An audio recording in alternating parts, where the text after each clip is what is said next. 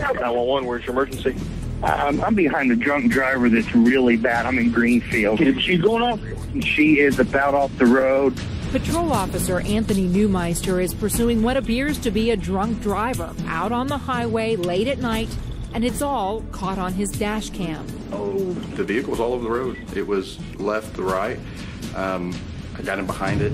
But Neumeister's in for the surprise of his life when he eventually catches up with the car after a 25-minute slow-speed chase. I was dumbfounded. You're kidding me, right? It's August 29th, 2009, in Greenfield, Indiana. And the seemingly intoxicated driver is oblivious and just keeps on going. At one point, when the vehicle stops at a stop sign, the officer thinks the driver's about to pull over. But instead, the car goes right through traffic, just missing two other vehicles. Oh, I thought he was going to get hit. I thought it was going to be bad. So I knew there was going to be some sort of chase, and there was. As the pursuit continues, the driver becomes even more reckless, switching lanes numerous times, driving over the median, and heading straight into oncoming traffic. This is somebody who just took it to the whole next level, because now he's putting many more people's lives at stake, and he's driving the wrong way on a 2-lane highway that has a 60-mile-an-hour speed limit. That was when it got really interesting, as far as this isn't just a regular thing that we see every now and then. This is the real game, and let's try to get it ended before somebody gets hurt.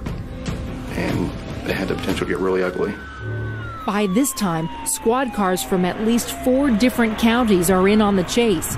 One gets ahead of the out-of-control driver and throws down a spike strip in the driver's path, deflating one of the tires. And the vehicle come back into the right lanes and then slowed way down and went off to the right side of the road and just veered off and went down to the field. It ended. The chase is over. Officers order the suspect to get out of the car, but no one comes out. Carefully, they approach the vehicle and find a little boy hunched down on the floorboard. Of course, we make sure he's okay. We're worried that, we're asking what happened. And at the time, we're asking where the other person went. Where's the other person? And we're asking ourselves, we didn't see anybody run. Police believe there has to be another person. Someone else had to be driving the vehicle. And then it clicked that that kid was driving the car. The driver of the chase that had officers from 4 counties and a canine unit after him was no drunk driver. It was a 9-year-old boy who could barely see above the steering wheel. I never experienced anything like that. I think I was just shocked. I wasn't really sure what to think about him. The kid was cool, calm, and collective, probably a little bit more than me.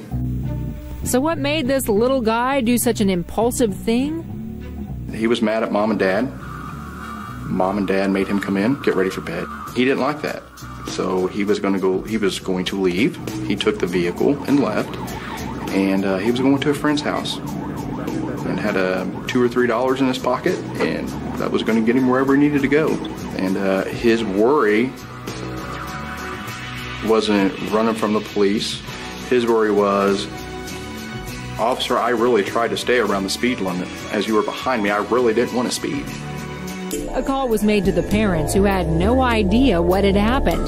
They thought their son was asleep in the next room. Little did they realize he was keeping several police forces very busy that night. He had told me that Mom and Dad are probably going to ground him. I remember looking at him, I looked over at him and said, I'm pretty sure that you are going to get grounded, young man. The 9-year-old was charged with fleeing and resisting law enforcement.